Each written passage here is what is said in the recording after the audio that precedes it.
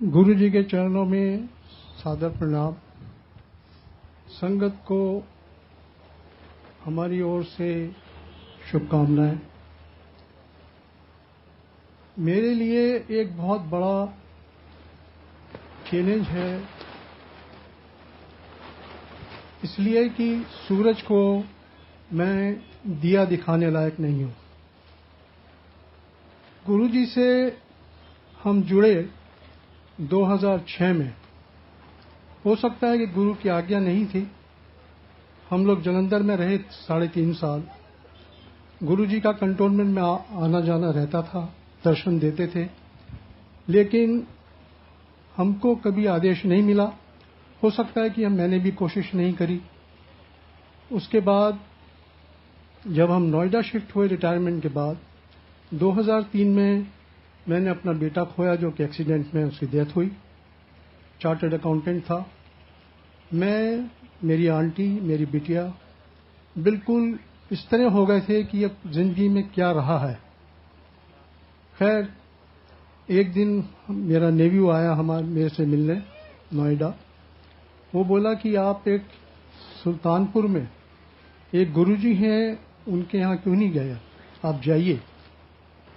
मैं सोचता रहा, इतने गुरुओं को देखा मैंने, इतने पंडितों से मिला, तो अब क्या होगा।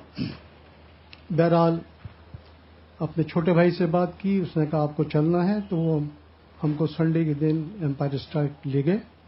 जैसे हम एम्पायर स्टेट पहुंचे, गुरु जी के दर्शन किए, जब महसूस हुआ हमको कि हम बिल्कुल पागल रहे। जलंधर में गुरु जी रहे, हमको दर्शन नहीं हुए। फिर किसी अंकल ने मेरे से कहा कि उनकी आज्ञा बिना कोई इस दरबार में पांव नहीं रख सकता। ये बात बिल्कुल ठीक है।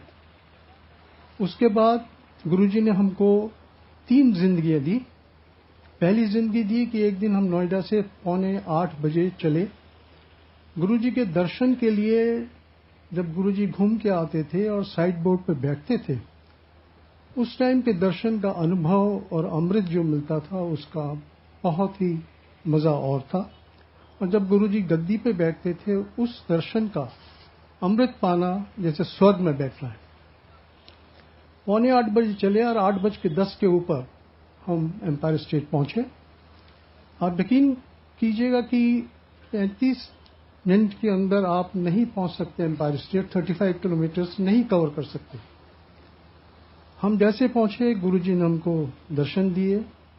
हमने चाय प्रसादा लंगर खाया, गुरु की आज्ञा ली। जब हम लौटे तो 100 फुटा रोड के ऊपर एक रेड लाइट मिली। गाड़ी जो थी 5th गियर में अपने आप रुक गई। गाड़ी ऑन है और मैं देख रहा हूं एक ट्रक 100 फुटा रोड से, जो छतरपुर मंदिर के पीछे से आ रही है, मेरी गाड़ी के आगे उलट गई। एस्बेस्टस शीट्स, आयरन रॉड्स गाड़ी के सामने, और पहिया जो चारों पीछे के पहिए थे ट्रक के, वो टूट के सड़क के ऊपर लुढ़कते चले गए। कॉल सेंटर से जो बच्चे आते थे, उन्होंने स्कूटर खड़े किए, आए भाग करके कि गाड़ी में से निकालो। कोई एम्बुलेंस को टेलीफोन कर रहा है, कोई पुलिस को टेलीफोन कर रहा है। बहरहाल जब वो पास में आए, उन्होंने देखा कि हम इंटैक्ट हैं। उन्होंने रोड क्लियर की। गाड़ी तब तक ऑन है, गाड़ी अपने आप चलने लगी। 100 मीटर के तक गया होऊंगा, पीछे से एक गाड़ी आई, मर्सिडीज काले रंग की। उसने इंडिकेशन दिया, रुकी, मैं भी रुका। उसमें से मैं देखता हूं एक बुजुर्ग निकलते हैं, बहुत गोरे, बिल्कुल चिट्टा बदन, काली अचकन पहनी हुई, चूड़ीदार पजामा। और जब वो बाहर आए तो मेरा फर्ज था कि मैं भी उठ के बाहर गया, प्रणाम किया। मेरे से एक ही सवाल किया कि आपके कहीं लगी तो नहीं है।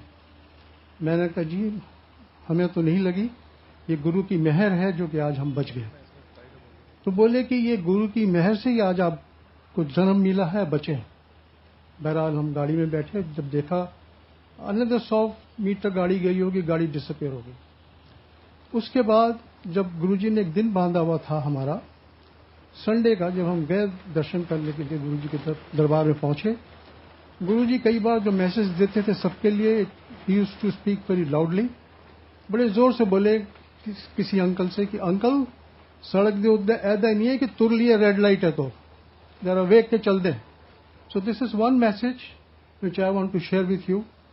आई don't cross red light till today, चाहे मेरे को आधा घंटा रुकना पड़े, चाहे 20 मिनट रुकना पड़े, मैं रुक जाता हूं। दूसरी जिंदगी गुरुजी ने दी हमारी आंटी को, जिनको कि पैरालिटिक अटैक पड़ गया था 2008 में, और हाफ बॉडी पैरालिटिक थी, जो कि आंटी को भी पता नहीं था। बहरहाल जब हम कैलाश हॉस्पिटल गए, वहां पे डॉक्टर ने एग्जामिन किया, आंटी के उंगलियों में, पांव में और थोड़ी सी जबान में थोड़ा सा था। उसके बाद जब MRI के लिए ले जा रहा था मैं, तो एक मेरे पास कॉल आया। वो मैसेज था कि माथुर अंकल, आंटी ने अटैक पै गया। ऐसा, आंटी आप तो इतनी दूर बैठी हैं, मैं यहाँ नोएडा में हूँ, हॉस्पिटल में हूँ। तो बोलती हैं आप MRI के लिए ले जा रहे हैं? हाँ। ऐसा कुछ नहीं, एक थोड़ा सा ब्रेन में क्लॉट निकलेगा। और गुरुजी ने बताया था 1 हफ्ते पहले आंटी को सोते हुए हाफ बॉडी पैरालिटिक अटैक हो गया था, जिसको उन्होंने बिल्कुल माइल्ड कर दिया।